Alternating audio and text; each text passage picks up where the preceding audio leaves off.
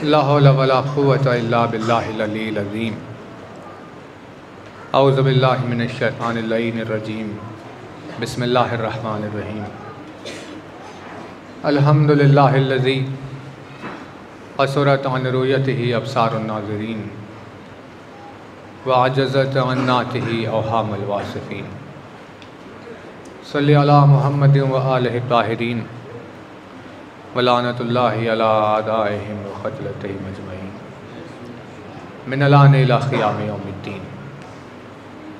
अम्मा बाद फ़क़द क़ाल अल्लाह सुब्हानहु तबारक व तआला फ़ी किताबिहिल मुबीन व क़ौलुहुल हक़।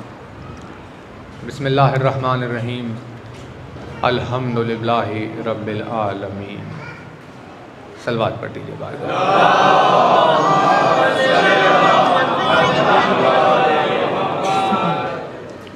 फरमाया साहिब आज़मुद्दरजात अल्फाज ने, फरमाया मालिक मौजिज़ नुमा अंदाज ने, फरमाया मौलाए कायनात अमीरुल मोमिनीन हज़रत अली इब्न अबी तालिब।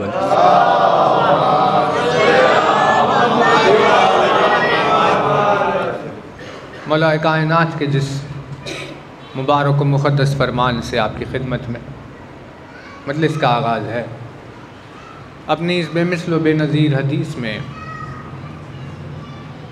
मौलाए कायनात ने बयान की क़िस्मों को बयान किया। अपने इस फरमान में मौला ने इरशाद फरमाया कि बयान की दो क़िस्में हैं, यानी जब आप कुछ पैगाम किसी तक पहुंचाना चाहते हो तो मौला ने फरमाया कि उसकी दो सूरतें हैं, बयान की दो सूरतें। एक है तक़रीर और दूसरे है तहरीर। तक़रीर वो है जो ज़बान से बयान की जाए, तहरीर वो है जो क़लम से बयान की जाए। जब अल्फाज ज़बान से निकल कर फ़िज़ा में गूंजे तो उसे तक़रीर कहा जाता है। जब अल्फाज सियाही की सूरत में अल्फाज किसी ख़िरतास पर उतर जाए तो उसे तहरीर कहते हैं। इसीलिए इरशाद ये फरमाया कि कोई शख्स ज़बान के ज़रिए भी बात करता है और वो अपने हाथ के ज़रिए भी बात करता है। ज़बान के ज़रिए तो उस लफ्ज़ कह देगा और हाथ के ज़रिए से लफ्ज़ को लिखेगा। इसीलिए बयान की इन दोनों सूरतों को फॉलो करने की हमें तालीम दी गई और इरशाद फरमाया कि अगर तुम में किसी हक़ बात को बोल कर समझाने का मिजाज हो तो अपने आप में उसी हक़ बात को लिख कर समझाने का मिजाज भी बनाओ। वो इसीलिए क्योंकि ज़बान से निकलने वाला लफ्ज़ कुछ मुद्दत के बाद धुंधला हो जाता है। ज़बान से निकलने वाला लफ्ज़ कुछ अरसे के बाद से महव हो जाता है, यानी याद नहीं है, भूल गए। लेकिन क़लम से लिखा हुआ लफ्ज़ सफ़र में बहुत दूर तक आगे बढ़ता है। यानी ज़बान से कही जाने वाली बात में और क़लम से कही जाने वाली बात में, क़लम से कही गई बात का सफ़र बहुत दूर तक होता है। ज़बान से किसी ने अपने बेटे को कोई बात कही, बच्चे ने बात सुनी, 10 साल के बाद बच्चे ने बात भुला दी। अब उसने पूछा अपने बाप से कि आपने क्या कहा था 10 साल पहले, तो कहने वाले को ख़ुद याद नहीं कि उसने क्या कहा था। मतलब यह है कि बात बहुत अच्छी थी, लेकिन क्योंकि इस्तेमाल क़लम नहीं हुआ था इसीलिए बात का सफ़र दूर तक नहीं गया। मौला ने इरशाद फरमाया इस सबब से अपनी ज़िंदगी में कलम को इस्तेमाल करना सीखो ताकि तुम्हारी बात बहुत दूर तक जाए। है ना तवज्जो? ये फरमान आपकी खिदमत में अर्ज़ हुआ। इससे हमें नतीजा ये समझ में आया कि जब किसी भी बात को आगे पहुंचाने के लिए कलम मांगा जाए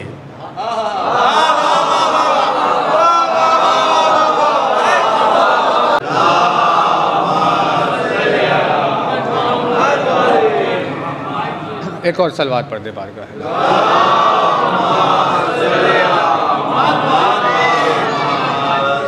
बुलंद तरीन सलवात एक मरतबा और पढ़।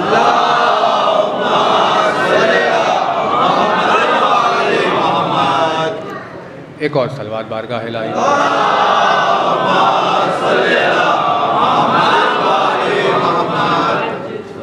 आवाज़ वाज़ेह है मोमिनीन पर। ठीक है, तवज्जुहात को ज़िक्र अहले बैत की तरफ मोड़ने एक बुलंद तरीन सलवात और बारगाह है।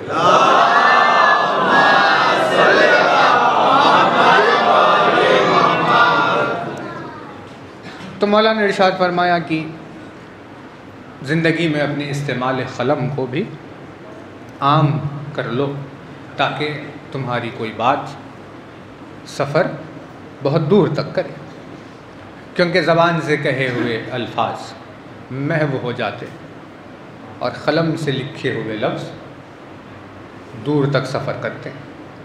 तो हमें इस फरमान से ये नतीजा समझ में आया कि जब भी किसी बात को पहुंचाने के लिए क़लम मांगा जाए तो उसके पीछे मकसद ये है कि मांगने वाला क़लम के ज़रिए से बात की अहमियत को साबित कर रहा है कि बात में अहमियत इतनी है कि उस बात को बहुत दूर तक जाना होगा। और अगर तारीख़ में ऐसा हो कि किसी ऐसी हस्ती ने क़लम मांगा हो कि जिसकी ज़बान का निकला हुआ लफ्ज़ क़यामत तक बाकी रहने वाला है,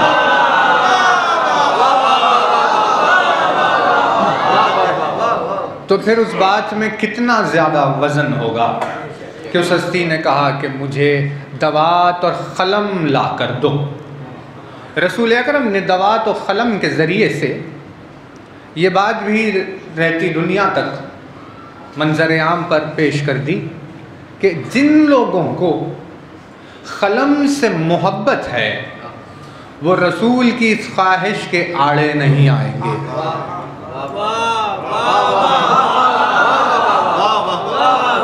और जो लोग क़लम के दुश्मन हैं वो रसूल की इस ख्वाहिश के आड़े आएंगे।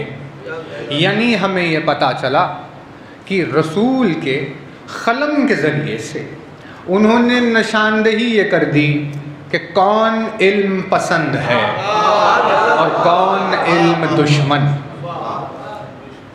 है। ना तवज्जो? तो ये क़लम की एक तहरीक है जिसमें हाथ के लिए, ज़बान के लिए, सूरत और मौके के लिहाज से तब्दील होने वाला क़लम का मिजाज। तवज्जो रहे, परवरदिगार आलम ने अपने हबीब को क़लम कहा कि मेरा हबीब क़लम है, मैं अगर कुछ लिखना चाहूँ तो इसके ज़रिए से लिखूँगा, क्योंकि वो क़लम है जिसके ज़रिए से अल्लाह अपना इल्म लिखे कायनात पर। बेतवज्जो रहे, अपने अल्लाह अपना इल्म जिसके ज़रिए से कायनात के हर गोशे गोशे में लिखे, उसके लिए आप ये कह रहे हैं कि वो लिख नहीं सकता था।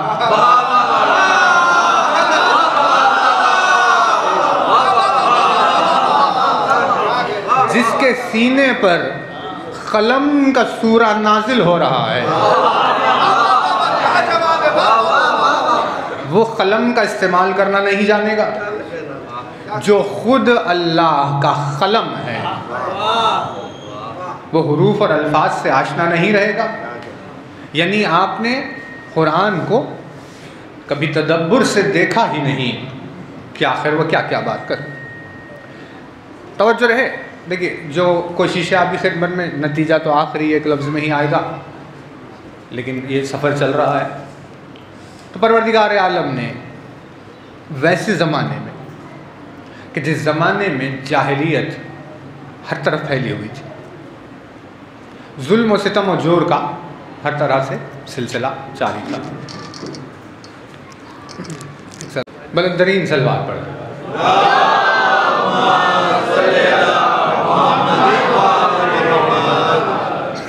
तो बहरहाल इरशाद ये हुआ कि हदीस कुदसी में रसूल अकरम ने बयान फरमाया कि मैं, अल्लाह ने सबसे पहले मेरे नूर को खल्क़ किया और अल्लाह ने सबसे पहले क़लम को खल्क़ किया, यानी मैं अल्लाह का क़लम हूँ जिससे अल्लाह ने जो चाहा वो कायनात पर लिखा है ना। तवज्जो, यानी रसूल का वजूद क़लम है, वो ख़ुद अपने आप में क़लम है, और परवरदिगार आलम ने उस क़लम के ज़रिए से जो तहरीर किया वो किरदार इस्लाम है। तवज्जो है ना, यानी रसूल मुसव्विर है, इस्लाम तस्वीर है। अगर कोई हुस्न मुसव्विर को समझना चाहे तो वो हुस्न तस्वीर को देखे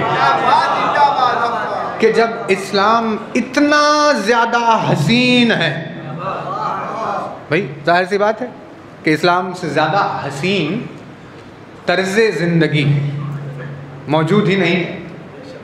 वो बात और है कि इन दुनिया को समझ में नहीं आया, वो बात और है कि इंसान को समझ में नहीं आया, और ये एक बात और है कि उन्होंने हुस्न के बग़ैर, हुस्न को, ज़ीनत को छोड़कर जब इस्लाम उठाया तो उन्हें इस्लाम बदशक्ल नज़र आने लगा, क्योंकि परवरदिगार आलम का मिजाज ये है, मुसव्विर की सुन्नत होती है कि वो हर शय को हसीन बनाता है, उसमें ज़ीनत पैदा करता है ना। तवज्जो, तौहीद बेइंतहा हसीन तस्वीर का नाम है, लेकिन ये हसीन तस्वीर उसी को समझ में आएगी जो इस तस्वीर के मुसव्विर को पहचानेगा। समझ रहे ना, ज़ीनते ला इलाहा इल्लल्लाह, ज़ीनते मुहम्मदुर रसूलुल्लाह को अलीयुन वलीउल्लाह कहते हैं।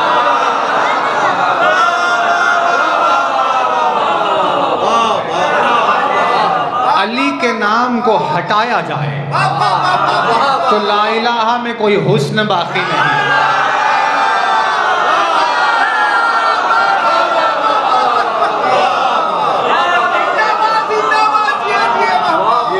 अली के नाम को अगर हटाया जाए तो कलमा रिसालत में हुस्न बाकी नहीं रहता। अली ज़ीनत व हुस्न है तौहीद और रिसालत की।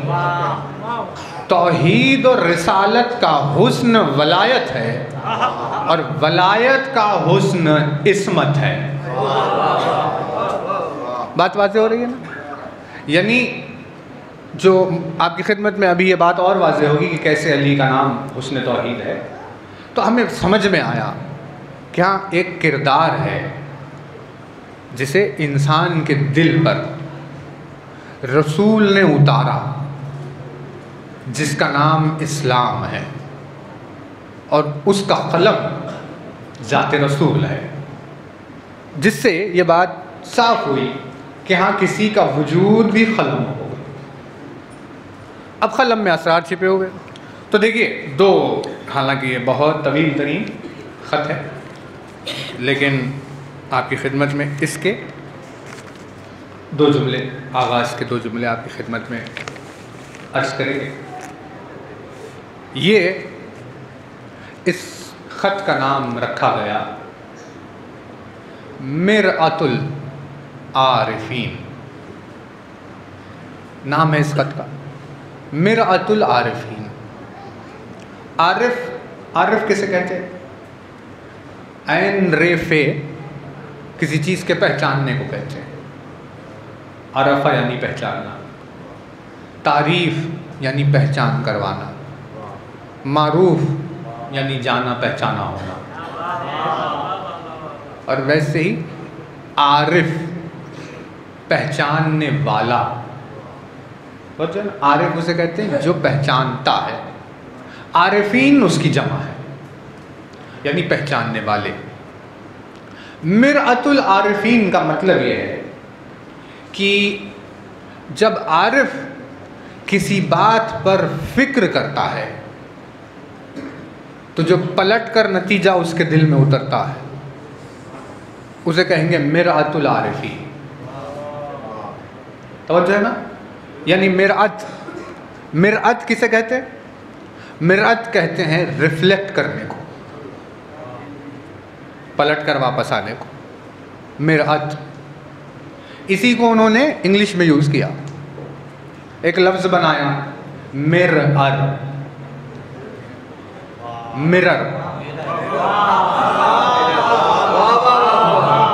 मिरर कहते हैं उस शय को जिसमें आप अगर देखें तो वही रिफ्लेक्शन पलट कर वापस आए। तो अरबी में मिरअत क्योंकि रिफ्लेक्ट करने को कहते हैं, इन्होंने ये लफ्ज़ अरबी से लिया और मिरर इंग्लिश में रख लिया कि भाई आईने को मिरर कहते हैं। मिरअत का मतलब क्या? मिरअत का मतलब ये है कि जब आरिफ सूरज को देख रहा है, चांद को देख रहा है, सितारों को देख रहा है ना तवज्जो? तो जब चांद को देख रहा है तो ये नज़र गई, वहां से पलटकर एक ख्याल आया, किसने इस चांद को बनाया है? ये है मिरअत। तवज्जो? यानी रिफ्लेक्ट करते करते करते करते सोचते सोचते सोचते सोचते आखिरकार आरिफ किसी बनाने वाले तक पहुंच ही जाता है। इसीलिए कुरान ने कहा इन्न फी खल्क़िस समावाति वल अर्ज़ वख्तिलाफ़िल लैल वन नहार लआयातिल लिउलिल अलबाब। हमने आसमानों और ज़मीन की खिलकत में, रात और दिन के इख्तिलाफ में गौर करने वालों के लिए हमारी निशानियां छिपा कर रखी है। नहीं, तवज्जो नहीं कर रहे। इन्ना फी खल्क़िस समावाति वल अर्ज़, आसमानों और ज़मीन के खल्क़ होने में, वख्तिलाफ़िल लैल वन नहार, दिन और रात के इख्तिलाफ में हमने गौर करने वालों के लिए अपनी निशानी छिपा रखी है। यानी जब भी कोई किसी कायनात के ज़र्रे पर, तिनके पर गौर करेगा तो कुरान ये दावा कर रहा है कि गौर करने वाले को पलट कर अल्लाह नहीं, अल्लाह का निशान दिखाई देगा। नहीं, तवज्जो नहीं कर रहे। इन्ना फी खल्क़िस समावाति वल अर्ज़ वख्तिलाफ़िल लैल वन नहार लआयातिल लिउलिल अलबाब। लआयातिल, तुम्हें हमारी आयात नज़र आएंगी, हमारी निशानियाँ नज़र आएंगी। का क्यों? क्योंकि हम वो वजूद है कि जो वजूद खुद किसी के सामने नहीं आता, लेकिन अपने होने का पता अपनी निशानी के ज़रिए से देता। वो उसने एक निशान पैदा किया, गौर करने वाले ने निशान पर गौर किया और निशान के ज़रिए से पहचान लिया, हाँ वो है ना? ठीक है, एग्जाम्पल, एक एग्जाम्पल ये है कि आप ऑफिस से आए, वापस पलट कर जल्दी आ गया और आपने देखा कि आपके बच्चे का बैग सोफे पर रखा हुआ है। बच्चा दिखाई नहीं दिया, बैग है उसका रखा हुआ, वो खेलने के लिए गया। जैसे ही आपने बैग देखा, आपने पूछा आ गया बच्चा? तो माँ ने कहा आ गया, बाहर खेल रहा है। मतलब बच्चे के वापस आने की दलील वो बैग एक निशान है जो बता रहा है कि हाँ वो यहीं है, भले ही आपको दिखाई न दे रहा हो।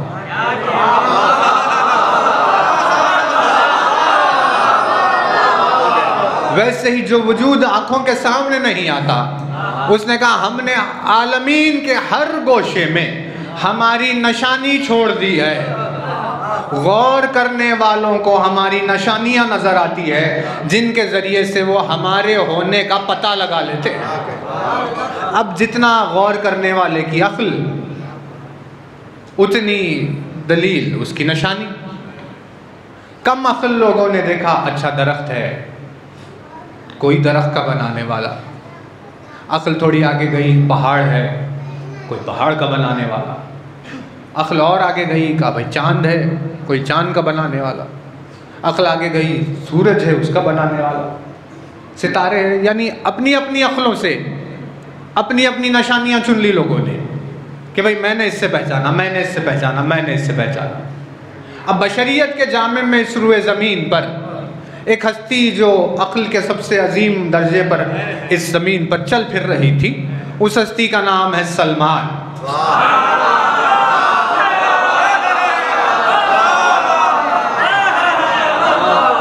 और जब सलमान से पूछा गया, सलमान ये बताओ तुमने अल्लाह के होने को कैसे पहचाना, तुम्हारे पास क्या दलील है?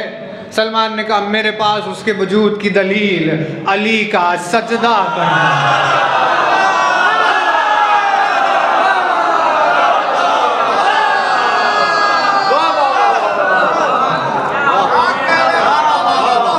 मैंने अली के सजदे से अल्लाह के वजूद को पहचाना। यानी यहाँ सलमान ने गौर किया, वहाँ रिफ्लेक्शन इरफान का हुआ और सलमान एक नतीजे पर पहुँच गया। इस प्रोसेस को कहते हैं मिरात, मिरातुल आरिफीन। तो तारीख ने लिखा कि इमाम सज्जाद ने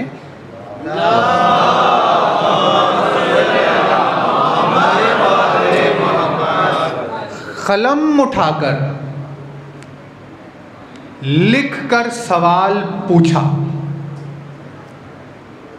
इमाम सज्जाद ने कलम उठाकर लिखकर सवाल पूछा अपने बाबा सैयदुश शुहदा से। सलवात एक मरतबा और पढ़ लीजिए।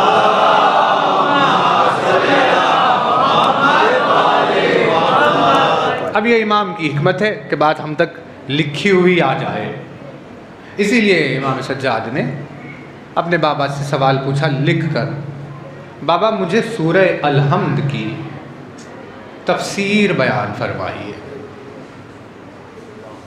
सवाल खिदमत हुसैन में पहुंचा। इमाम हुसैन ने भी जवाब लिख कर दिया और वो ख़त महफूज होकर जब चला तो उसका नाम पड़ गया मिरातुल आरिफीन। यानी जब आरिफ इस पर गौर करेंगे तो पलटकर हुसैन की शान का रिफ्लेक्शन जहन पर आएगा। जिसमें इरशाद फरमाया, देखिए बहुत तवज्जो, क्योंकि एक और मंजिल हमें दूसरी आपकी खिदमत में अर्ज़ करनी है। लिखा हमने बिस्मिल्लाहिर्रहमानिर्रहीम, अल्हम्दुलिल्लाहिल्लज़ी अखरजा मिनन नून। नून है ना, नून वल क़लम वमा यस्तुरून। तो उस नून को स्याही से ताबीर किया गया, इंक से। नून इंक, कलम पेन, यस्तुरून राइटिंग। नून वल क़लम वमा यस्तुरून। नून कसम है हमें पेन की और हमें कसम है तहरीर। तो आपने इरशाद फरमाया अल्हम्दुलिल्लाहिल्लज़ी अखरजा मिनन नून, कि नून में, स्याही में, इंक में कई सारे राज छिपे हुए थे। साहिबे हम्द है वो परवरदिगार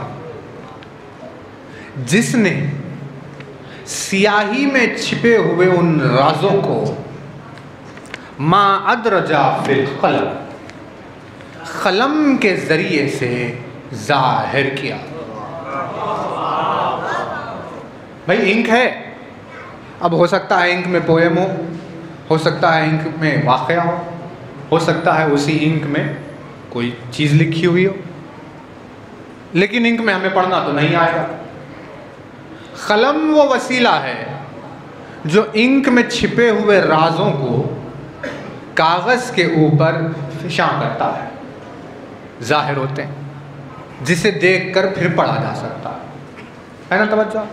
तो इमाम ने लिखा कि साहिब हमद वो परवरदिगार जिसने स्याही में छिपे हुए राजों को कलम के ज़रिए से ज़ाहिर किया, जो बाहर आए। और हुआ क्या?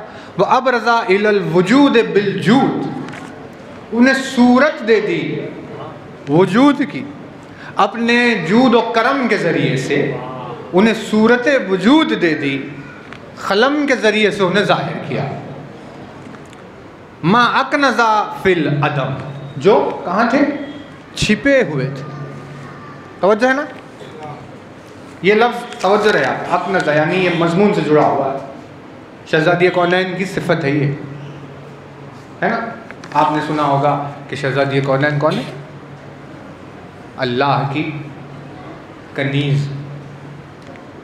सुना है ना आपने किसी बुज़ुर्गों से, अल्लाह की कनीज़। तो मतलब लक़ब तो आगे बराबर आया, माना लोगों ने कुछ और ले लिया। लोगों ने कनीज़ का माना ये ले लिया कि किसी खादिमा को खिदमत करने वाली को कनीज़ कहते हैं। तवज्जो ना, क्योंकि ये राइज हो गया दुनिया में, इसीलिए कनीज़ कहते हैं उसे जो घर में काम काज करे, खिदमत करे। हालांकि कनीज़ के माना वो है ही नहीं। काफ नून जे कंज,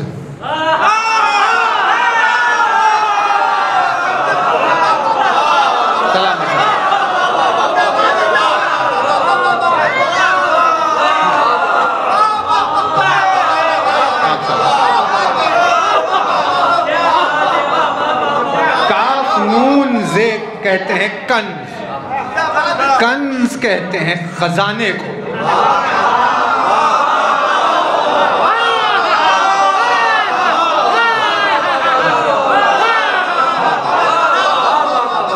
कंज कहते हैं किसी बेशकीमत शय, इतना ज्यादा लफ्ज में वजन है कि अल्लाह ने अपने लिए कहा कुन्तु कंजन मखफूजा।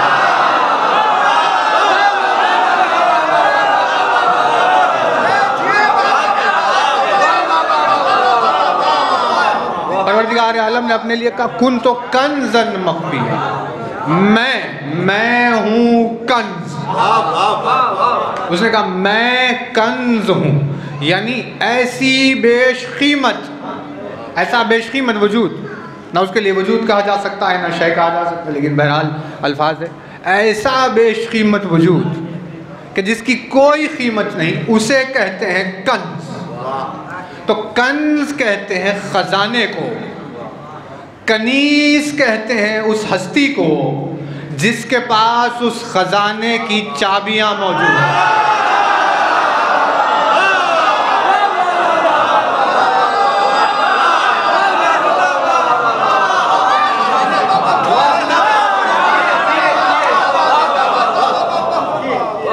कंज कहते हैं खजाने को, कनीज़ उसे कहते हैं जिसके पास उसकी चाबियां मौजूद हो। यानी सैयदा को जो अल्लाह की कनीज़ कहा जाता है, उसका मतलब यह है जिसके पास तौहीद के खजाने की चाबियां पाई जाए। जब भी कोई साइल तलाश तौहीद में आए तो वो उस संदूक को खोलकर उसमें से जो चाहे मांगने वाले को दे दे।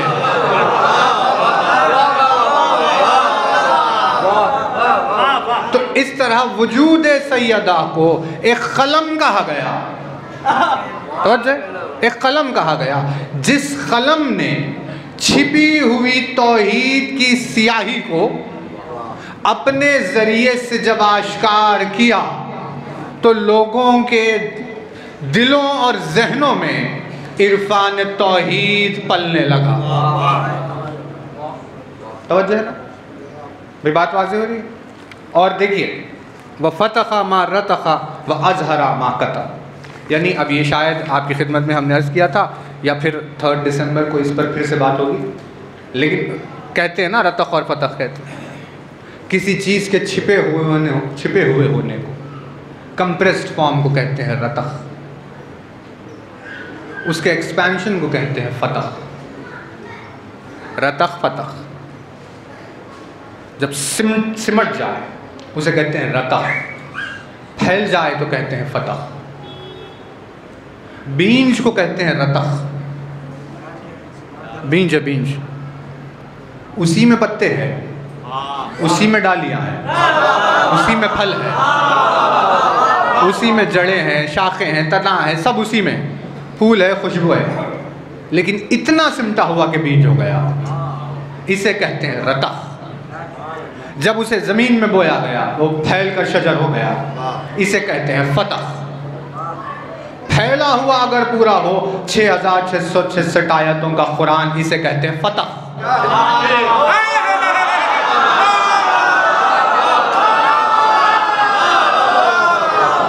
सिमट कर बे के नुक्ते में आ जाए, इसे कहते हैं रतह।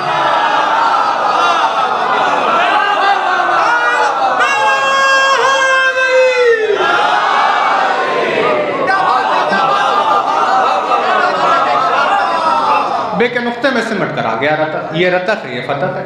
छोटा होकर कंप्रेस्ड हो रतख, फैल जाए फतह। रतख को फतह करने के प्रोसेस को, रतख को फतह बनाने के प्रोसेस को फतर कहते हैं। फेतोए फतर, फतर यानी जो छोटा था उसे कंप्रेस चीज को फैला कर बड़ा कर दिया, फतर। फतर के प्रोसेस के अंजाम देने वाले को फातिर कहते हैं।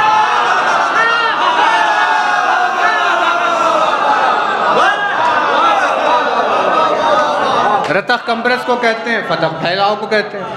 रतख के फतह करने को फतर कहते हैं, फतर अंजाम देने वाले को फातिर कहते हैं। जिसकी वजह से फातिर फातिर कहलाए उस सबब को फातिमा कहते हैं।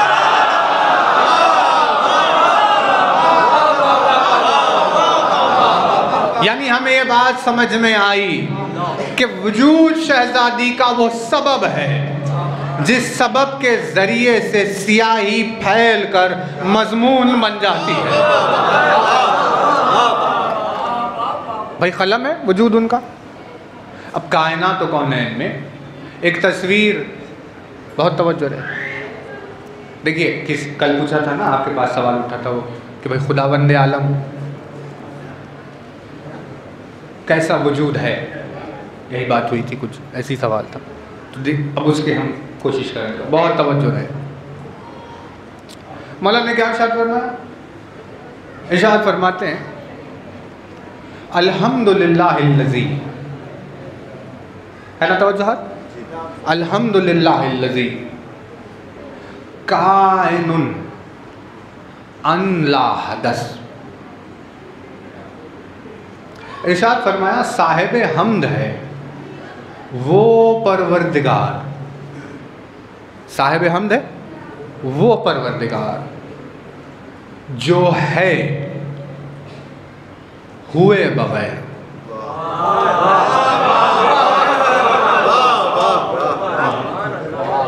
भाई तवज्जो है,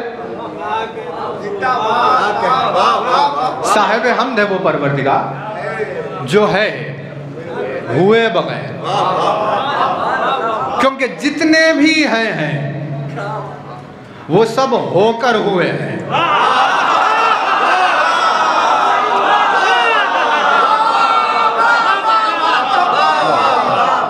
मौलाना ने इरशाद फरमाया एक उसका वजूद है जो हुए बगैर है, जो भी है वो होने से पहले नहीं था। एक वो है जिसके होने से पहले नहीं है।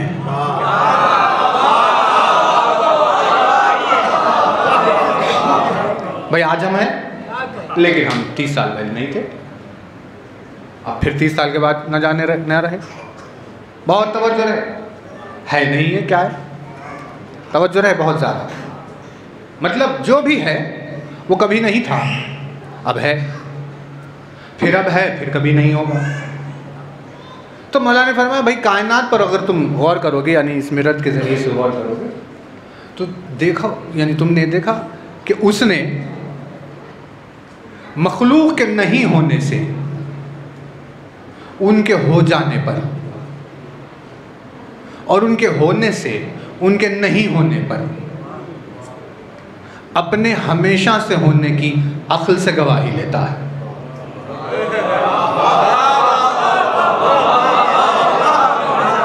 नहीं, तवज्जो नहीं कर रहे भाई। नहीं थे, अब हो गए, अब है, फिर नहीं रहेंगे। तो मौलाना ने फरमाया भाई नहीं से आप है में आए, फिर है से नहीं में जाएंगे। तो ये जो यहाँ से वहाँ ले जा रहा है, ये इस बात की दलील तो बन गया कि कोई वो ऐसा है जो ना है ना नहीं है। उसे नहीं है इसीलिए नहीं कहा जाएगा क्योंकि उसका वजूद तो है।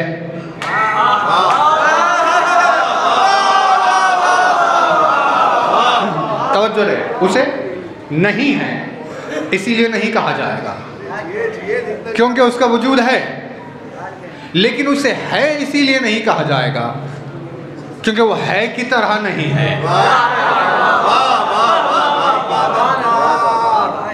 बात वाज़ेह हो रही है? एक बात फिर से दोहराएं आपकी खिदमत। उसके लिए ये नहीं कहा जा सकता कि वो नहीं है क्योंकि वो तो है, लेकिन उसे है इसीलिए नहीं कहा जा सकता क्योंकि वो वैसा नहीं है जैसे सब है।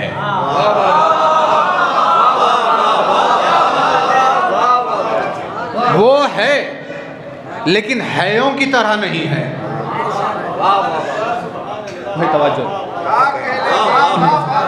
वजूद उसका है लेकिन है की तरह नहीं है क्योंकि जो है वो नहीं से है हुआ, जो नहीं से है नहीं हुआ, न वो नहीं है न वो है।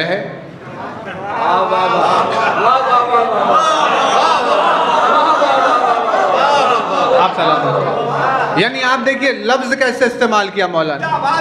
कायनुन अन ला हदस, एक जुमला है, एक जुमला, कायनुन अन ला हदस। ला अगर आप मिला ले तो चार लफ्ज, चार लफ्ज, चार लफ्ज में एक सेंटेंस। 1400 साल गुजर गए, क़यामत आएगी, समझ में नहीं आ रहा अक्लों को क्या कह दिया अली ने। यह है अली के अल्फाज का मौजज़ा। अल्फाज अली में पाया जाता है मौजज़ा असाए मूसा से ज़्यादा।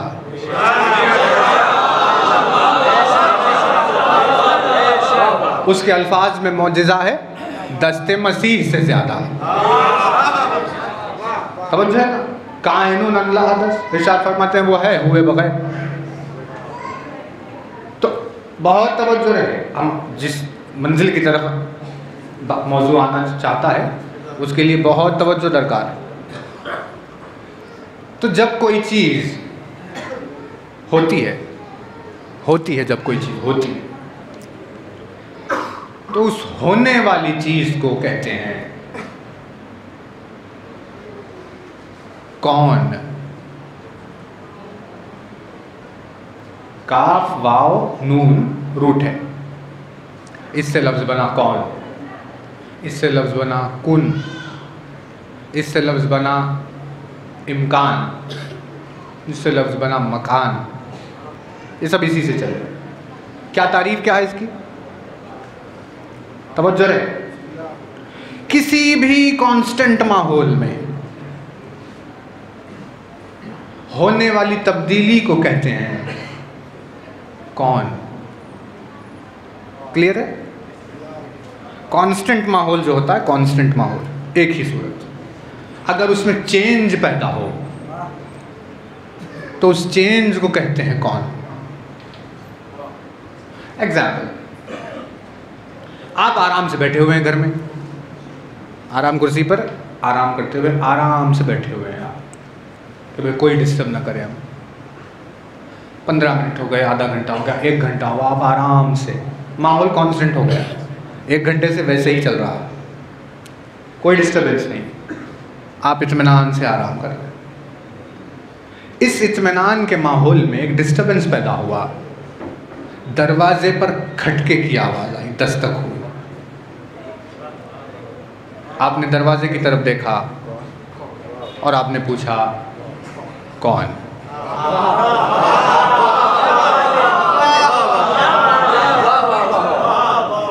बात वाज़ेह हो रही है? आपने क्या पूछा? आपने पूछा कौन? कौन मतलब ये क्या है? ये कहाँ से आ गया कौन?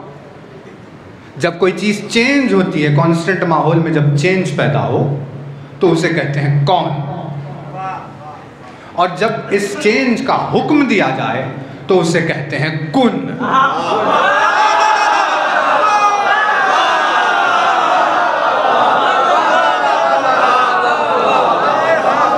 भाई तवज्जो है, यानी मतलब ये हुआ कि भाई कुछ भी नहीं था, ना आसमान ना ज़मीन ना कुछ ना क्या, एक हू का आलम। अब वो लाखों करोड़ों साल चलता रहा हू का आलम, कुछ है ही नहीं। खुदावंद आलम ने एक दिन कहा नहीं से चेंज करते थोड़ा, 7 आसमान बनाए, ज़मीन बनाए, प्लैनेट्स बनाए, गैलेक्सीज बनाए, ये सब बनाएंगे, सब कुछ करेगा। ठीक है करिए परवरदिगार। उसने कहा कुन, कहते ही सब बदल गया। क्या था क्या से क्या हो गया, है ना तवज्जो। तो किसी चीज़ के होने को कहते हैं कौन। अब इसे सेग्रीगेट किया गया क्योंकि अल्लाह ने एक चीज़ बनाई ज़मीन, इसीलिए ज़मीन को कहते हैं एक कौन, और एक चीज़ बनाई आसमान, इसीलिए उस आसमान को कहते हैं एक और कौन। एक वो कौन, एक ये कौन। एक कौन वो, एक कौन ये। जब ये 2 कौन एक जगह हो जाए, इन्हें जब डुअल एक साथ पुकारने के लिए आप आवाज़ दी जाए तो इन दोनों को मिलाकर कहते हैं कौन है।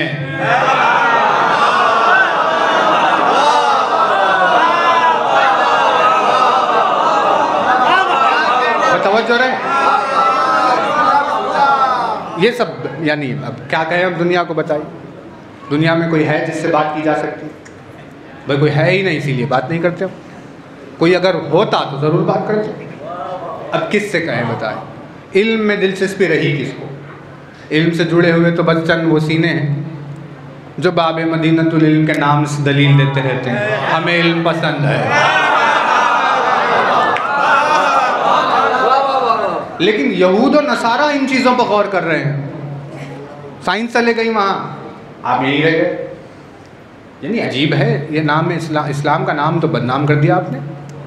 इस्लाम को ये लाकर समेट दिया, लिबास में समेट दिया, टोपी में समेट दिया इस्लाम को, दाढ़ी में, ताकि वो इस्लाम इससे बढ़कर है ही नहीं कुछ।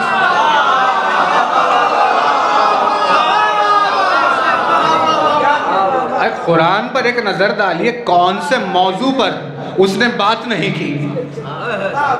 बड़े बड़े दुनिया के नामवर ज़हीन तरीन आखिल तरीन लोग आयतों को देखकर हैरत में पड़े हुए हैं कि किस मौजू पर क्या बोल रहा है। और एक उम्मत मुसलमान जो यहीं पड़ी हुई है, ये कैसा मिजाज। तो लफ्ज़ कुन है ना कुरान में, तो फिर गौर क्यों नहीं किया? कुन किसे कहते हैं? कुन कहते हैं चेंज को, कोई चीज़ हो, किसी चीज़ के होने को, ऑर्डर को कहते हैं कुन, हो गया। एक कौन आसमान, एक कौन ज़मीन। अब ये 2 कौन अगर मिले तो इन्हें कहते हैं कौन है,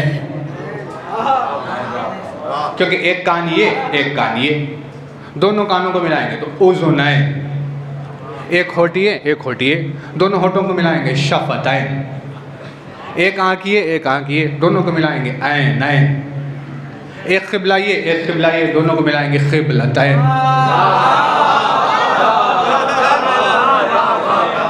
यानी ये डुअल के लिए कॉमन है। यानी आप अगर देखेंगे रजुलैन यानी 2 लोग, शफ़तैन यानी 2 होठ, है ना। इसीलिए जब रसूल अकरम ने कहा मैं तुम्हारे दरमियान ख़ज़ाने छोड़कर जाना चाहता हूँ, 2 ख़ज़ाने सक़लैन।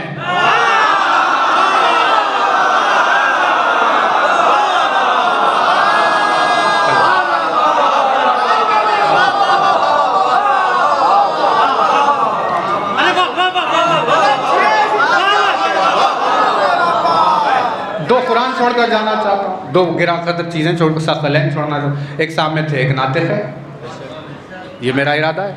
तो ये बहुत ही बेसिक, यानी शुरू LKG अरबी की LKG में सिखाते हैं, रजुलैन, सकलैन, क़िबलतैन, ये सब।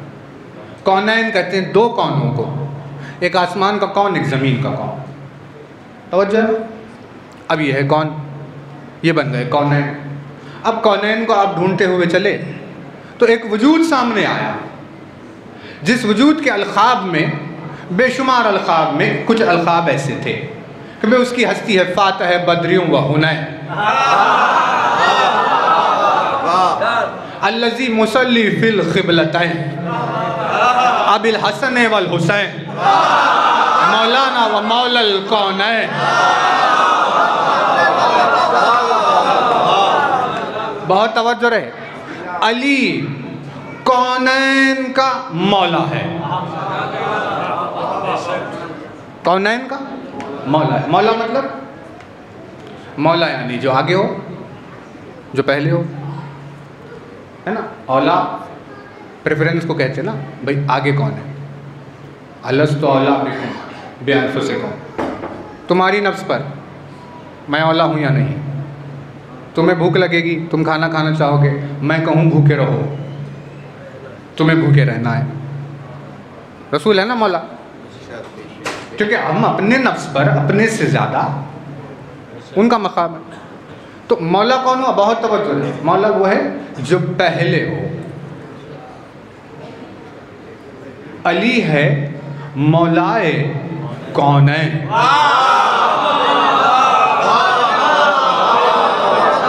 वो जो कौनैन से पहले हो।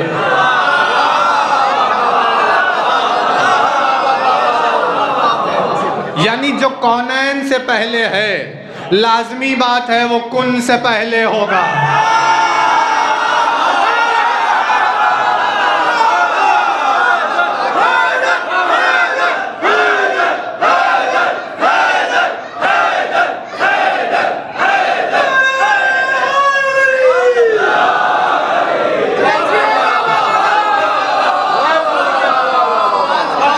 भाई जो कौनैन से पहले है, जो कौनैन का मौला है,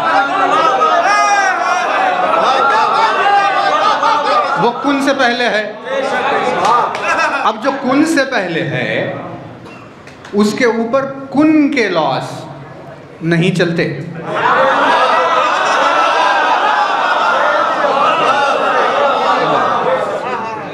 भाई कुन के लॉस उन पर चलेंगे जो कुन के बाद है। अब आप साथ देंगे अगर, तो देखिए ये मंजिल और वाज़ेह होगी। तो काफ वाव नून क्या है, रूट है, इससे लफ्ज़ बना कुन, कौन। अब जैसे उसने कहा कुन, तो क्या क्या हो गया, इधर से उधर से उधर। तो एक चीज़ हो गई अर्थ, एक चीज़ हो गई जुपिटर। तो जो मार्स एक है, अर्थ एक है, जुपिटर है, जो भी है। ये मार्स है, ये अर्थ है। क्योंकि कुन कहने के बाद ये सब हुए हैं, इसीलिए इन लोगों को मकान कहते हैं।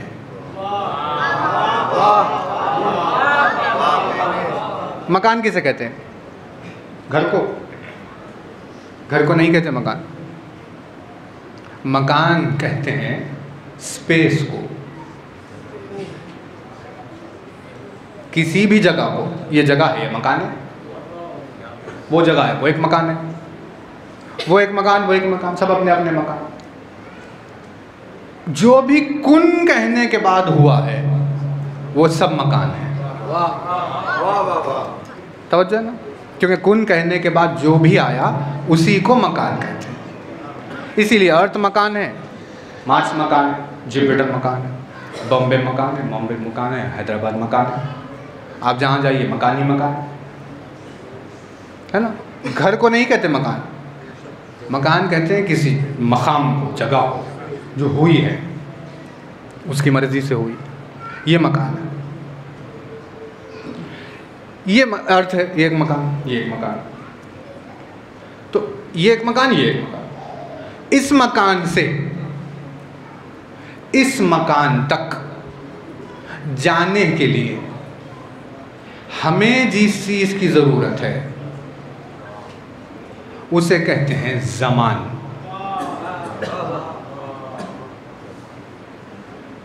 तवज्जो, ज़मान कहते हैं मकान से मकान तक मुंतकिल होने के लिए हमें जो लग रहा है उसे कहते हैं ज़मान। इंग्लिश में कहते हैं यानी मकान व ज़मान, स्पेस एंड टाइम। अब अगर कोई वजूद मकान में ही नहीं है तो उसे यहां से यहां जाने के लिए टाइम नहीं लगेगा।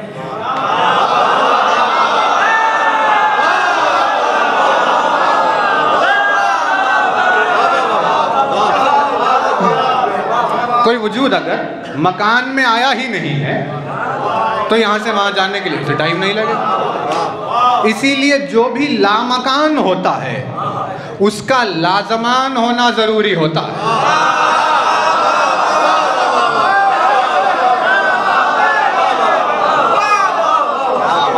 जो मकान में नहीं आएगा वो ज़माने में भी नहीं आएगा।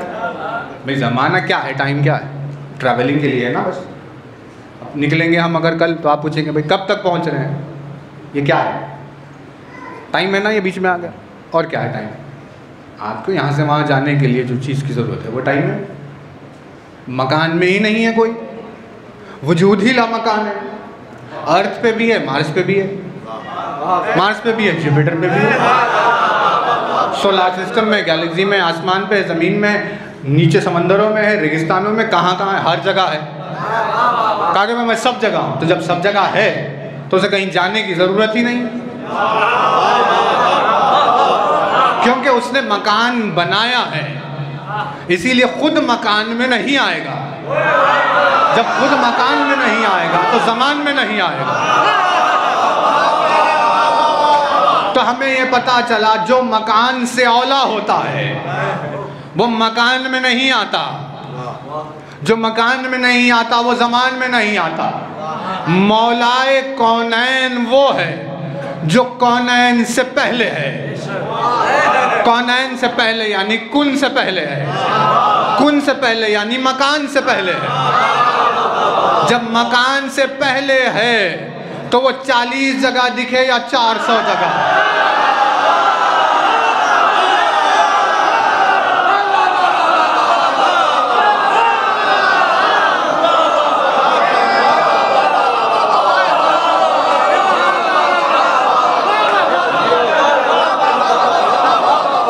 तवज्जो रहे।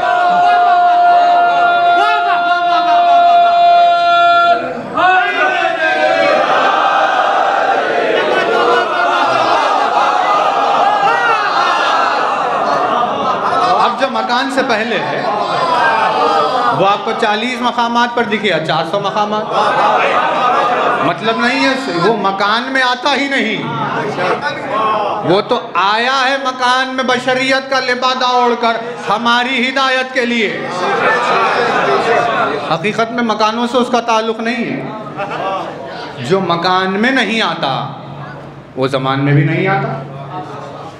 कैसे ज़मान में आए जब उसका बेटा ज़माने का इमाम है।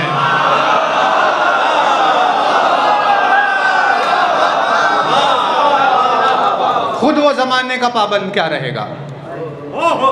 तवज्जो है, बहुत तवज्जो है। एक लफ्ज़ और है अभी, तो ये बहस चली इसकी मकान, यानी आपने अभी देखा ही नहीं भाई, कम से कम इतना ही सोच लेते। मौलाए कौन है, मौलाए कायनात क्या है आखिर ये लफ्ज़? अरे भाई कुन से पहले जो है उसे कौन है का मौला वही है। तो जो कुन से पहले उसके लिए आप ये अब फिज़िक्स आई है, अब ग्रेविटी आई है, अब ये लॉज है, अब एरोडाइनमिक्स से, अब थर्मोडाइनमिक्स से, अब ग्रेविटी, अब पेट्रोल, अब ये उड़ना, अब ये सब आप कीजिए ये बहस।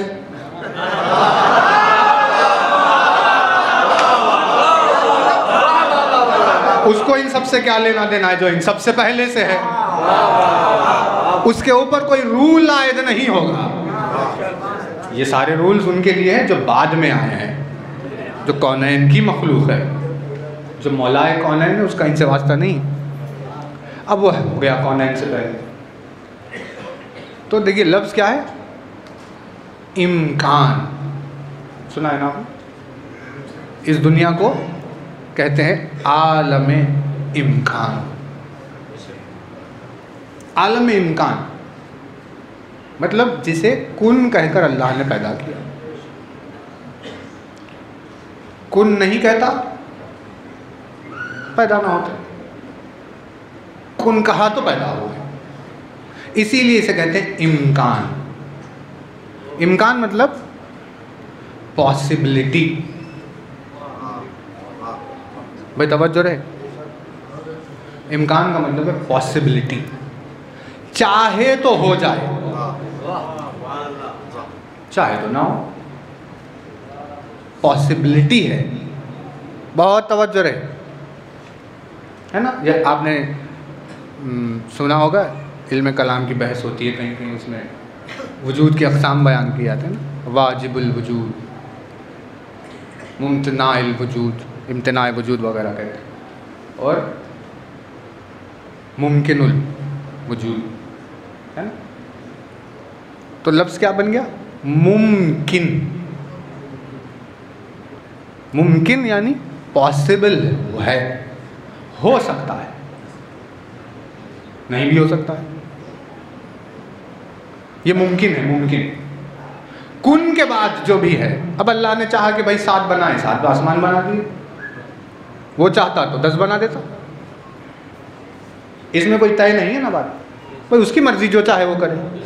इसीलिए ये सब सर्टेन नहीं है, पॉसिबल है कि भाई हो सकता है। तो अल्लाह के लिए क्या कहा जाएगा, यानी ये इस्तिलाह है इल्म कलाम की, ये अहादीस में ये लफ्ज़ वारिद नहीं हुआ, ये समझाने के लिए बात कही जाती है। वह है वाजिबुल वजूद। वाजिब किसे कहते हैं? सर्टेन को, होना ज़रूरी है जिसका, क्योंकि वो हो पहले तो फिर कहे हो जा, तो चीज़ें होंगी, जब हो जाएगी तो भाई ठीक है हो गई, नहीं चाहता तो नहीं होती, यानी ये पॉसिबल है। एक चीज़ को कहते हैं मुमतना, यानी वो होती ही नहीं, जो पॉसिबल ही नहीं है, मुमतना कहते हैं। जैसे अल्लाह का भूल जाना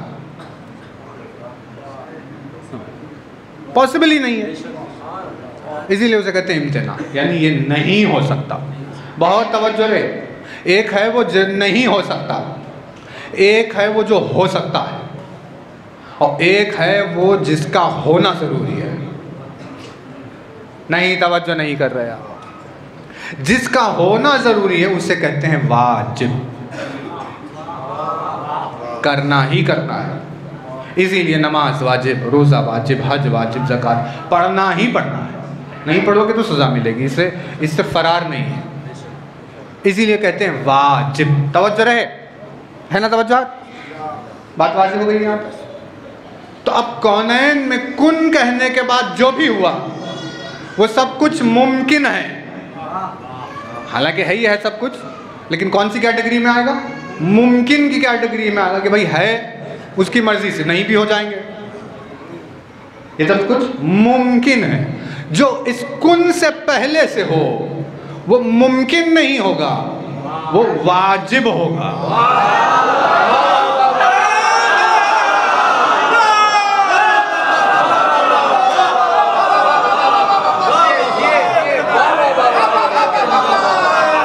यानी इस कायनात के मुमकिन होने के लिए उस ज़ात मुक़द्दस के अम्र का होना वाजिब है। नहीं, तवज्जो नहीं किया।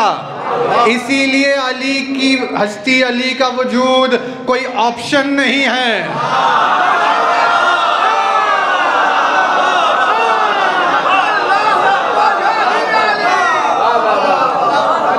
उसका वजूद वाजिब है। इसीलिए परवरदिगार आलम ने कहा कि भाई अब तुमने कितनी बंदगी की हमारी, वो हम बाद में देखेंगे, पहले ये बताओ कि तुम्हारे दिल में नाम अली का था या नहीं था?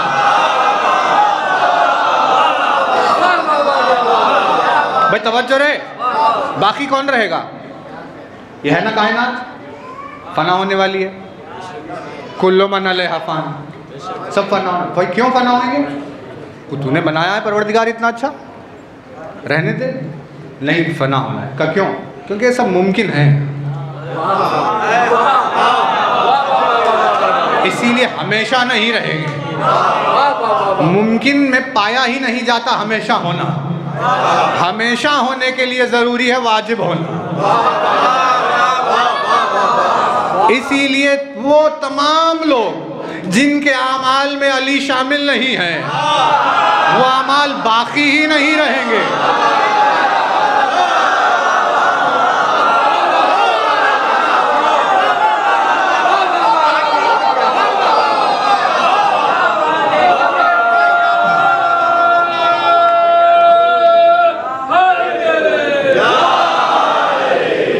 उन्हें बाकी ही रहना नहीं है, वो सब फना होने वाले हैं। फिर बाकी कौन रहेगा? कब बाकी रहने वाला है वो यबका वजह रब्बिका ज़ुल जलाल वल इकराम।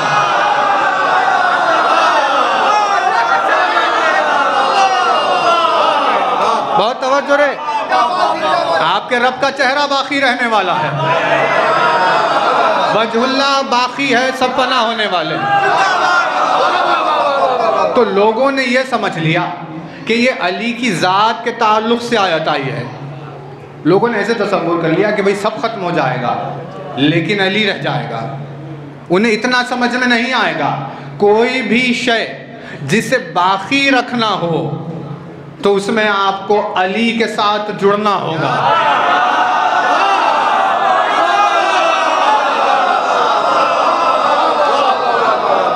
भाई हम फीहा खालिदून, जन्नत में रहेंगे हमेशा। परवरदिगार हमेशा रहेंगे जन्नत में,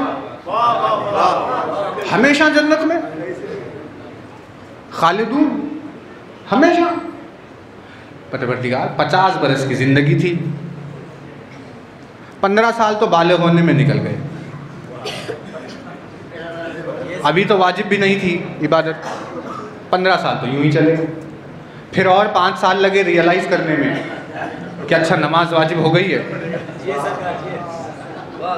अपनी जुस्तजू और डेडिकेशन के साथ 30 साल तक पढ़े।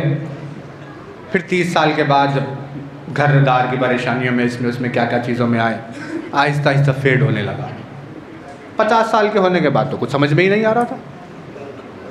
यानी देखा जाए तो अगर हिसाब किताब से हमने दिल लगाकर मुश्किल से 10 साल इबादत की है। 10 साल इबादत दिल लगाकर, यानी इबादत जिसे कहें वाक़ई इबादत, उसे 10 बरस की है। सिर्फ 10 बरस की इबादत, वो भी हमारी, और हमेशा की जन्नत।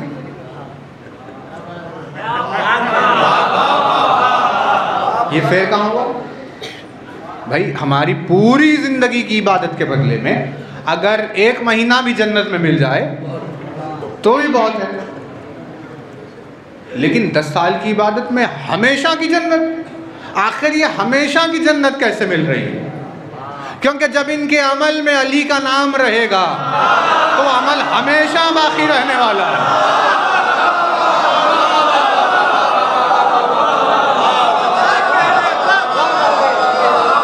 इसीलिए वो हमेशा की जन्नतों में रहेंगे। नाम अली नहीं है तो हमेशा तो छोड़िए, जन्नत की बू भी नहीं मिलने वाली है। रसूल अकरम ने फरमाया बू भी नहीं आएगी। तो अब देखिए, बहुत तवज्जो है, बस 2 जुमलों पे हम मजलिस खत्म कर रहे हैं। ये सब कुछ जो भी है इसे कहते हैं इर्फ़ तौहीद। क्योंकि परवरदिगार आलम की महताब है, उस पर बहस चली। अब सिखाई किसने तौहीद? तौहीद सिखाई किसने?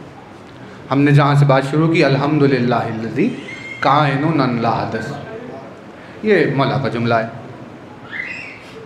मौला कायनात के खुतबे तौहीद पर हज़ारों, एक एक जुमले का ये आलम है। तो हमें पता चला तौहीद हमें अली ने सिखाई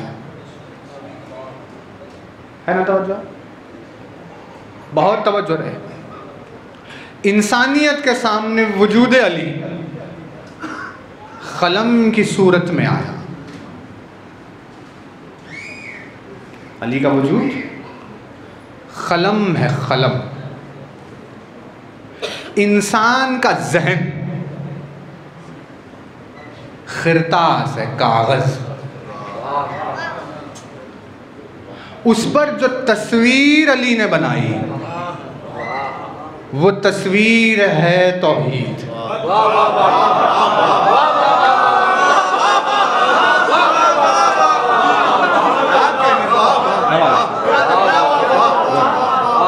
भाई बहुत तवज्जो रहे। यानी कोई है रूए ज़मीन पर जिसने खुद से अल्लाह को पहचाना? भाई आलम क्या था अहमद रसूल के वक्त?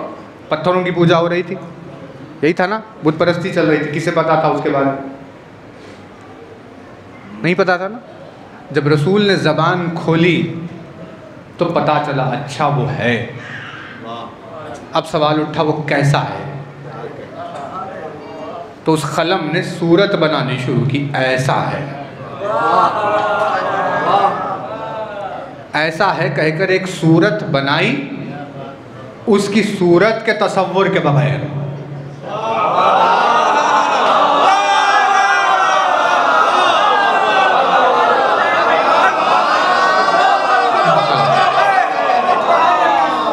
बहुत तवज्जो रहे। देखिए बात हम खत्म करने के लिए आ गए। यानी बात क्या हुई? वजूद रसूल का वजूद, वजूद अली अहले बैत, कलम है, कलम। इंसान का जहन खिरतास है। उन्होंने इस पर एक तस्वीर बनाई जो तौहीद है। यानी हमें आज जो भी पता है उसके बारे में वो सब इन्होंने बताया है। अगर ये ना बताते तो हमें उन्हें मालूम ही नहीं। यानी हम जिसे मान रहे हैं वो इन मुसव्विरों की तस्वीर है।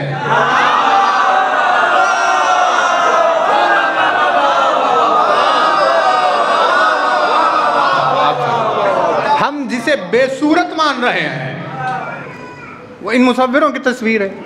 उन्होंने जो बनाया हमारे जहनों पर वो तौहीद है ना दरअसल।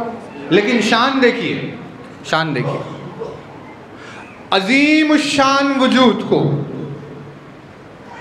इंसान की छोटी सी अक्ल में उतारा,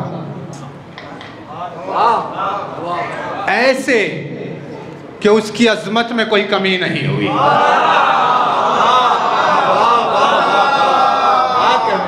लेकिन इनकी अक्लों में भी आ गया। अक्लों में आते आते इतना आ गया कि इन्हें पता चल गया कि वो अक्लों में नहीं आ सकता।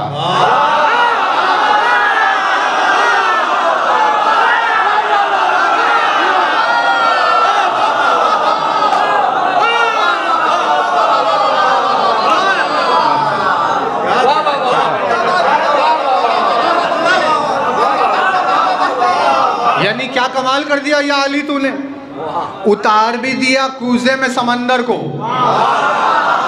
और समंदर की मकदार भी कम नहीं हुई। अक्ल गवाही देने लगी कि अक्ल में नहीं आएगा। इसीलिए मौला ने ऐसा नाजुक जवाब दिया है कि भाई जब पूछा गया उसके बारे में कौन है वो, तो अब क्या कहें बताइए? कायनुन अल्लाह दस, वो है हुए बगैर।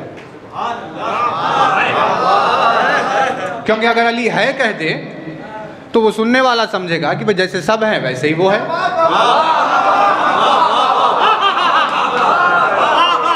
तो अली ने कहा नहीं, उसे है नहीं कह सकते। लेकिन अगर अली कहे कि भाई वो नहीं है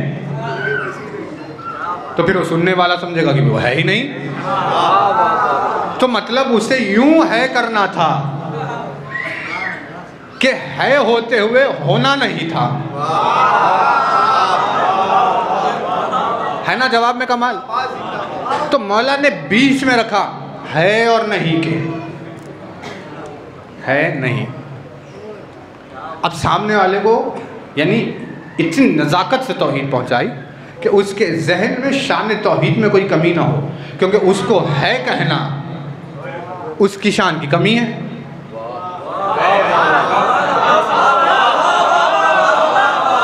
क्योंकि भाई है तो वो है जो नहीं से है हुए है ना, जो हुआ ही नहीं उसे है क्यों कहेंगे। तो यूं दरमियान में रखना था। आप जवाब देखिए, मौलाना ने इरशाद फरमाया वो तेरे करीब है, रगे जां से ज्यादा करीब है, तेरे पास नहीं।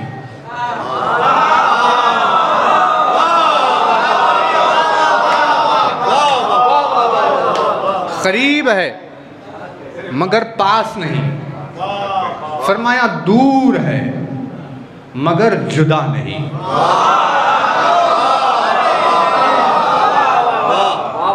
अब मेहरबानी है, रहम करता है ना, रहमान है। तो इरशाद फरमाया मेहरबान है, दिल का कमजोर नहीं। नहीं, तवज्जो नहीं कर रहे। मेहरबानी किससे आती है? दिल नरम पड़ने से मेहरबान होता ना इंसान। मौला ने फरमाया वो मेहरबान है मगर दिल का कमजोर नहीं। वो कहर ढाने वाला है मगर मिजाज का जल्लाद नहीं।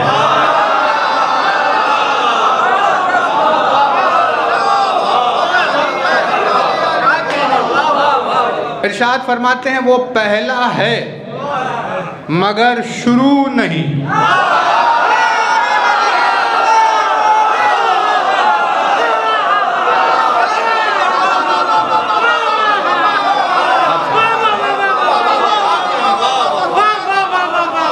मौलाना इरशाद फरमाया वो पहला है मगर शुरू नहीं, वो आखिर है मगर ख़त्म नहीं।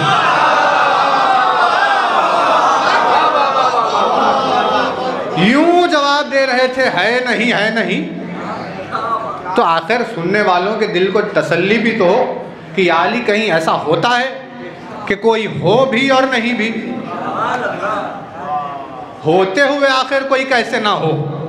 तो इस होते नहीं होने की जब बहस में हम चले तो हमें 4 मिसरे मिले। 4 थे है और 2 है नहीं। और अनीस ने लिखा अर्शे खुदा मकाम जनाबे अमीर है।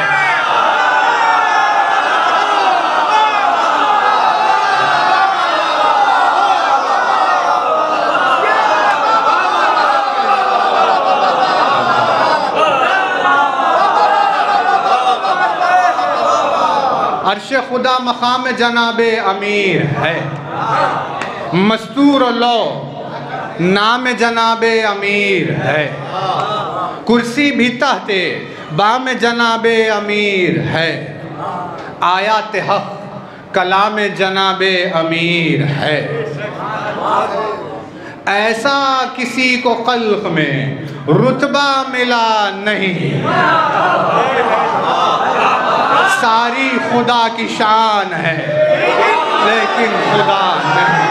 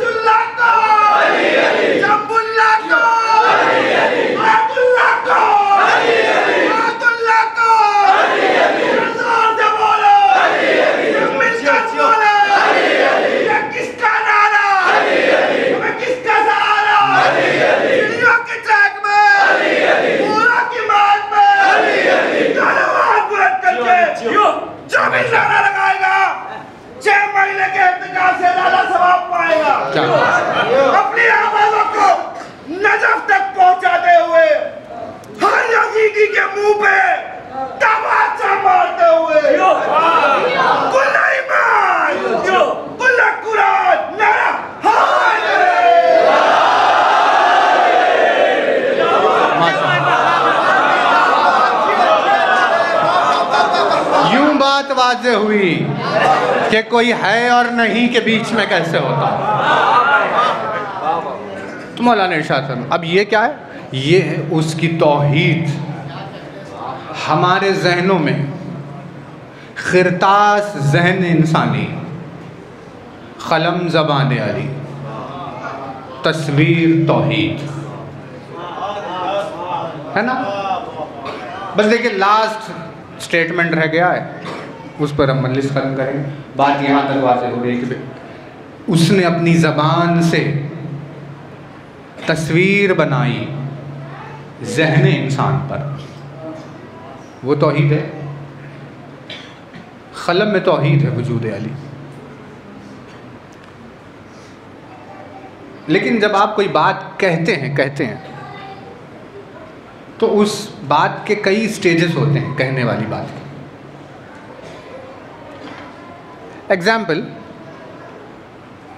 जैसे हमने बचपन में, मिसाल के तौर पर आपने बचपन में अपने दादी से, नानी से, दादा से सुना कि भाई जिसके साथ नेकी करो उसके शर से महफूज रहने की दुआ मांगो। तवज्जो, मौला ने फरमाया जिसके साथ नेकी करो उसके शर से महफूज रहने की दुआ मांगो। ये तवज्जो है, ये आपने सुना सेकंड क्लास में, थर्ड क्लास, दादा से, नाना से, तो आपने याद कर लिया। अब याद करके आप लोगों को कहते हुए फिर रहे हैं, भाई देखो जिसके साथ नेकी करो उसके शर से महफूज रहने की दुआ। कह तो रहे हैं आप, लेकिन आपको मालूम ही नहीं कि आप क्या कह रहे हैं।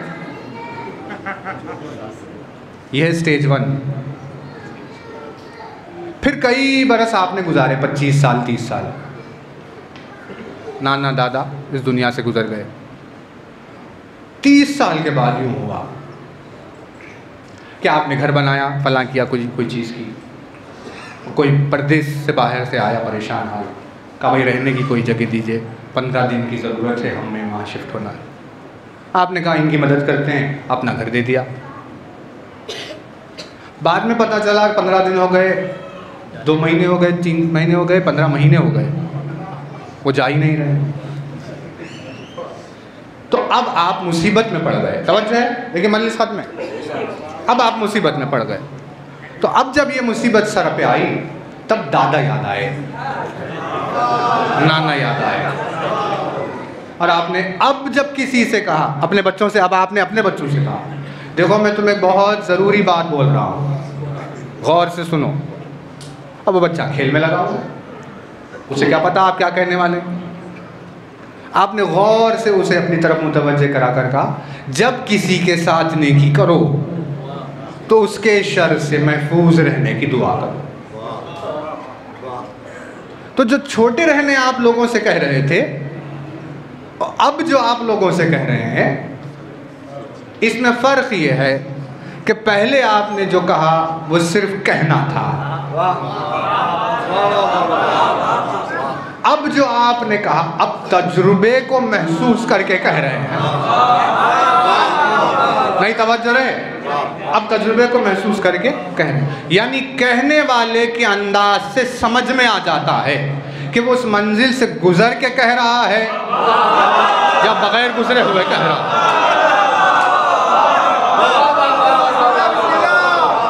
ये अल्फाज का फ़र्क है, यानी आपको बोलने वाले के अंदाज से समझ में आ जाएगा कि भाई ये सिर्फ कह रहा है, ऐसे ही खुद नहीं करता, लेकिन आप पहचान लेते हैं हाँ ये तो अमल करता है इसीलिए ऐसे कह रहा है। यानी जो जज्बा होता है, जो शिद्दत होती है, जो खून की रवानी होती है और जिससे डिलीवरी होती है, उससे फ़र्क समझ में आ जाता है ना। तवज्जो, कोई भी अक्लमंद, बाशऊर, गीरतदार बग़ैर तजुर्बे वाली बातें नहीं करता, सिर्फ वही कहता है जिसको महसूस किया है। ये है बलागत की एक शर्त, ये अल्फाज की अदायगी की एक शर्त। तवज्जो ना। देखिए मजलिस खत्म हो गई जब अली ने ये कहा कि साहिब हमद है वो परवरदिगार, जो है हुए बगैर, ये सिर्फ अली की ज़बान के अल्फाज नहीं हैं,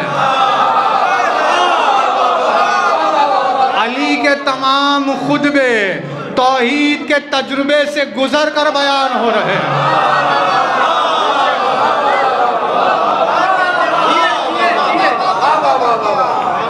जो सीने अली में एहसास पाया जाता है उसके लिए वही तौहीद है। हमारे लिए तो हमने सुना और कह दिया, हमें मालूम ही नहीं कि लफ्ज़ में मतलब क्या है। ये उन अल्फाज की बलन। तो इस तरह क़लम रसूल अकरम की ज़ात है, मौलाए कायनात की ज़ात क़लम है।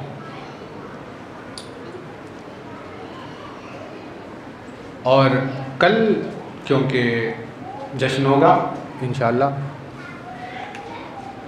तो फिर एक और पहलू क़लम का आपकी खिदमत में हम रखेंगे, क्योंकि शहज़ादी कौनैन से बहुत ख़ास क़लम जुड़ा हुआ है। परवरदिगार की बारगाह में यही इल्तिमास है कि इन मजालिस के वसीले से हमें तौफ़ीक़ इनायत फ़रमाएँ कि हमारी ज़िंदगी क़लम से जुड़ जाए, ताकि हमारा शुमार उन लोगों में ना हो कि जब रसूल ने क़लम मांगा था तो वो लोग उसके आड़े आए। क़लम दोस्त होना इंसान के इल्म पसंद होने की दलील। और तारीख़ ये उस ज़ात मुबारक व मुक़द्दस की शहादत की तारीख़ आई। मसाइब हम देखिए, क्योंकि आपके पास 3 दिसंबर से हमें फिर से वापस आना है, तो इंशाअल्लाह जो मुग़ल मस्जिद में मजालिस हैं, हम कुछ मसाइब उन मजालिस के लिए महफूज रख रहे हैं। जहाँ कल बात रुकी थी उसी को आगे आपकी खिदमत में बढ़ाएंगे। अभी जिस चीज़ पर हमें अभी और गौर करने की ज़रूरत है, क्योंकि मसाइब सैयदा तक पहुँचते पहुँचते बहुत मंजिलों को तय करना होता है। जैसे फ़ज़ाइल तक पहुँचने के लिए जिन मंजिलों से गुज़रे तो फजीलत समझ में आती है, वैसे ही कई पहलू हैं ऐसे जिनसे गुज़रने के बाद हमें मुसीबत समझ में आएगी। शहज़ादी कौनैन की शहादत और उस शहादत के असर से अली का हाल, उस मंजिल तक पहुंचने के लिए अभी बहुत कोशिशें दरकार हैं, जिनमें से एक है शहज़ादी कौनैन का रोना।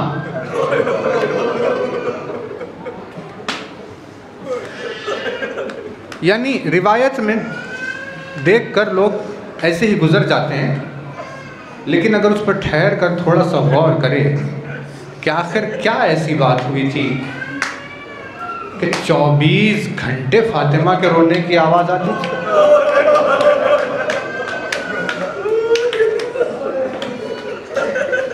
तो उस वक्त अंदाज़ा होगा इंसान को कि कैसी मुसीबतों से गुज़र रही थी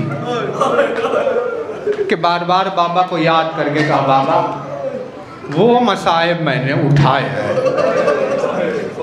रोशन दिनों पर आते तो तारीक रात में बदल जाती। तो इमाम सादिक़ की एक हदीस से आपकी खिदमत में मसाइब का आगाज़ कर रहे हैं।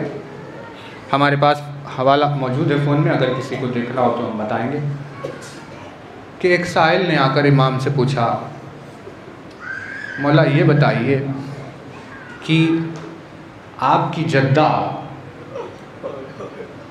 दरो दीवार के दरमियान कैसे आई?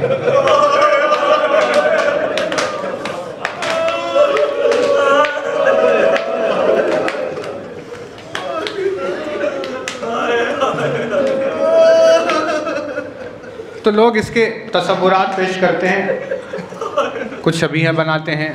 आपने सुना है, जहन में ये है कि जब यूं दरवाज़ा खुलता है तो उस खुलने के दरवाजे के खुलने से जो इधर दीवार होती है, उस दीवार और दरवाजे के बीच में शहज़ादी कौनैन का आना,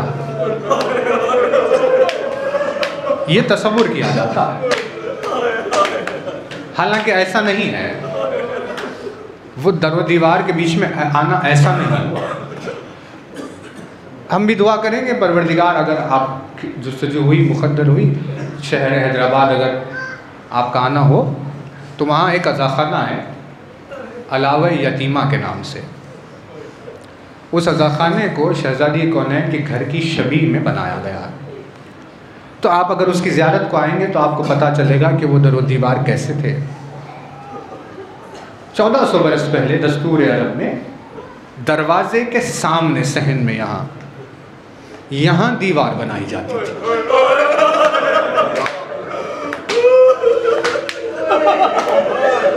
उसकी इल्लत ये थी कि आने जाने में जब दरवाज़ा खोलते हैं, बंद करते हैं, तो सहन में नज़र न पड़े, दरमियान में एक दीवार मौजूद हो।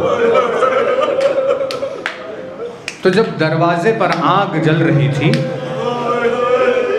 और शहज़ादी कौनैन का आना हुआ था, तो ये सामने दरवाज़ा और सैयदा के पीछे दीवार मौजूद थी। जब वो जलता हुआ दरवाज़ा गिरने लगा,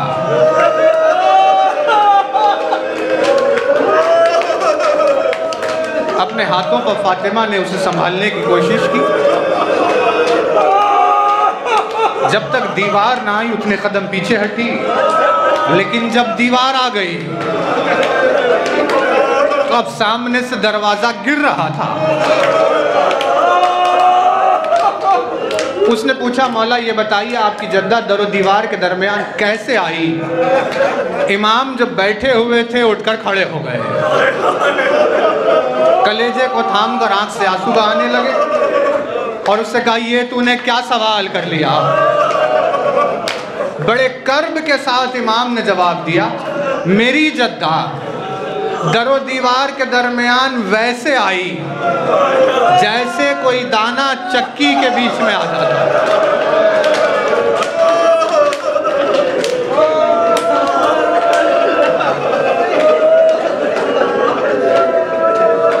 परवरदिगार इन आवाज़ों पर रहमत नाज़िल फरमाए।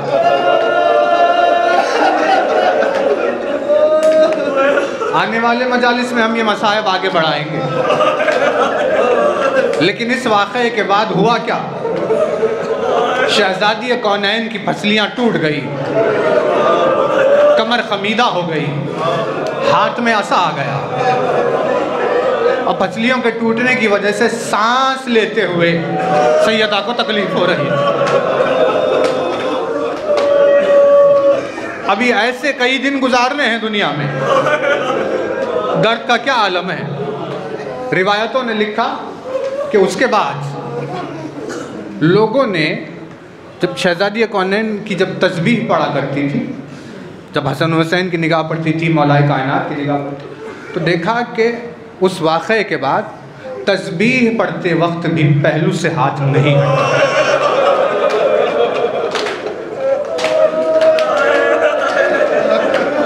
हाथ फातिमा का पहलू पर रखा हुआ और ज़बान से तस्बीह और तहलील की आवाज़ें जारी थी, अल्लाहु अकबर। ऐसे आलम में दिन गुजार रही है। ऐसे आलम में एक मर्तबा यानी रसूल की शहादत हुई, सैयदा का ये हाल हुआ, अली जैसा साबिर अपने मसाइब को छुपा छुपा कर जी रहा है, अपनी मजलूमी पर पर्दा डाल डाल कर जी रहा है। लेकिन ये हिजाब खुदा है, फातिमा से कोई चीज़ कहाँ छिपती? अली की मजलूमी को महसूस कर लिया।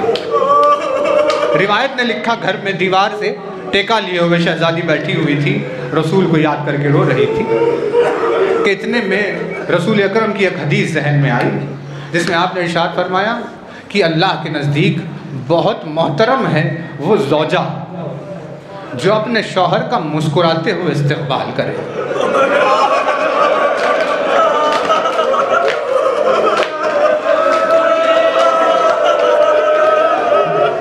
बस इस हदीस का जहन में आना था।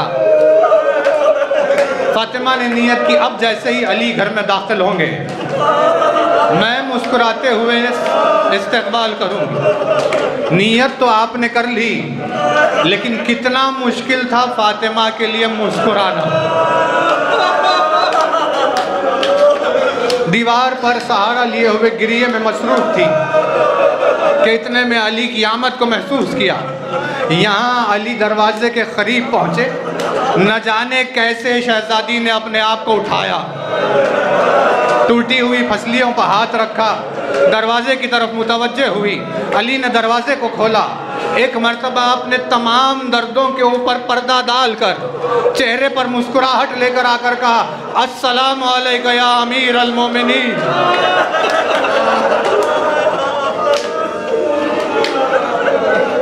बस ये सुनना था कि अली की आंख में आंसू आए। अली को रोता हुआ देखा। फातिमा ने पूछा, या अली तेरे रोने का क्या सबब है? अली ने कहा, क्या कहूँ फातिमा, रसूल के बाद अब मुझे कोई अमीरुल मोमिनीन कह के सलाम नहीं कर रहा।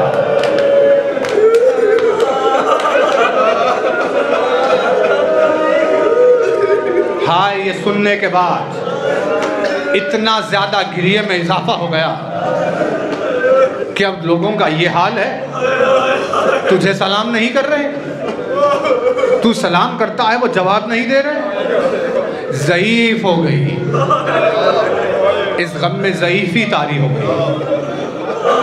हक के सवाल के लिए अपने दरबार में पहुंची। अब ये गिरिया बेटी की तरफ मुतवज्जह हुआ। ये शौहर की तरफ से था, वो बाबा की तरफ से था, ये शौहर अब बेटी की तरफ मुतवज्जह हो गया। दरबार में पहुंची, हक का सवाल हुआ, जालिमों ने इनकार किया। आलम कैसा था? यानी रिवायात ने बताया कि जिसकी आमद पर अल्लाह का रसूल उठकर खड़ा हो जाए, वो जाकर दरबार में खड़ी हुई है, कोई सैयदा की तरफ तवज्जो नहीं कर रहा। कई साथ खड़े रहने के बाद जब शिकम का दर्द बर्दाश्त ना होने लगा तो फिज़्ज़ा से कहा, फिज़्ज़ा इनसे कह ले कि पहले मेरी बात सुन ले, उसके बाद अपना फैसला कर ले, मुझसे और खड़ा नहीं जा रहा है। उस आलम में सवाल का इनकार हुआ, हक का जो इनकार हुआ तो ये कहा कि अब रोज़े महशर बारगाह परवरदिगार आलम में इसका फैसला किया जाएगा। ये कहकर शहजादी वापस आई। जब अपने घर की तरफ वापस आ रही थी, बेटी घर में अपने माँ का इंतज़ार कर रही थी।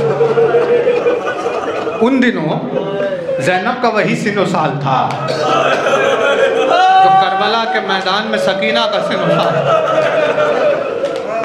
माँ की आहट को महसूस किया। जैसे ही शहजादी का घर में दाखिला हुआ, एक मर्तबा बेटी दौड़ती हुई आई और आकर अपनी माँ से लिपट गई। माँ के चेहरे को देखकर ज़ैनब ने कहा, अम्मा ये क्या इनक़लाब ज़माना आ गया है कि नाना के बाद तुझे जाकर दरबार में खड़े होना पड़ा। बस ये सुनना था, फातिमा पर गिरिया तारी हो गया। कहा, ज़ैनब सब ये कहे कि मैं दरबार में जाकर आई हूँ तो कहें, लेकिन तू न कहना कि मैं दरबार में जाकर आई, क्योंकि मैं जो दरबार में जाकर आई हूँ, मेरे सर पर रिदा भी मौजूद थी, मेरे बाजुओं में रस्म बंधी हुई नहीं थी, मेरी निगाहों में तेरा दरबार शाम में जाना आ रहा है। बेमखना चादर ज़ैनब दरबार आम में, ये बेटी का गिरिया था। बस मजलिस तमाम हो गई। परवरदिगार आज़ादारों पर अपनी रहमत नाजिल फरमाए। क्या क़यामत की ये मंजिल है कि पहलू से हाथ नहीं हट रहा। अली ने निगाह की तो तस्बीह ज़बान से पढ़ रही है, हाथ पहलू पर है। हसन हुसैन ने देखा हाथ पहलू पर है, बेटियों ने देखा हाथ पहलू पर है। ऐसे कई दिन गुजरे। एक दिन जब अली दाखिल हुए तो अजब हाल देखा कि आज हाथ पहलू पर नहीं था, बल्कि आज उस हाथ से चक्की पीस रही थी। यहाँ चक्की पीसती जा रही थी, वहाँ रोती जा रही थी। हाय गरीब, हाय मजलूम, हाय भूखे, हाय प्यासे, कह कह कर रोती जा रही थी। वो हाथ जो तस्बीह इलाही के लिए नहीं उठा, उस हाथ से चक्की पीसते पीसते हाथ मजरू हो गया। जख्मी हाथों से रोटी डाली और उसमें एक निवाला उठाकर आवाज दी, कहाँ है करबला के भूखे और प्यासे हुसैन? आ माँ के हाथ से रोटी का एक निवाला ले ले, कल करबला के मैदान में तुझे पानी की एक बूंद भी मिलने वाली नहीं है। बस ये एक मंजिल है। और दूसरी मंजिल इमाम ने बयान की, जब वो मजलिस में आती है, किसी आज़ादार को रोता हुआ देखती है, तो वो हाथ जो तस्बीह इलाही में नहीं उठा, उन हाथों को उठाकर आज़ादारों के हक में दुआ करके कहती, परवरदिगार मेरे बच्चे पर रोने वाले आज़ादारों को सलामत रखना, मैदान महशर में इनकी इज्जत व आबरू।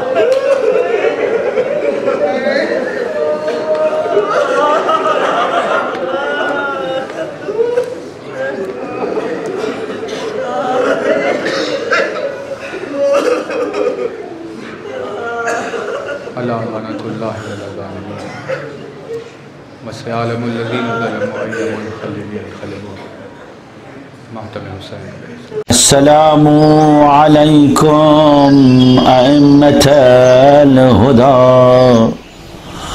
व रहमतुल्लाहि व बरकातुहू। अस्तौदिउकुमुल्लाह व अक़रउ अलैकुमुस्सलाम। आमन्ना बिल्लाहि व बिर्रसूली व बिमा जिअतुम बिही व दललतुम अलैहि। अल्लाहुम्मा फक्तुबना मअश-शाहिदीन। अल्लाहुम्मा सल्लि अला मुहम्मद व आलि मुहम्मद। अल्लाहुम्मा सल्लि अला मुहम्मद व आलि मुहम्मद।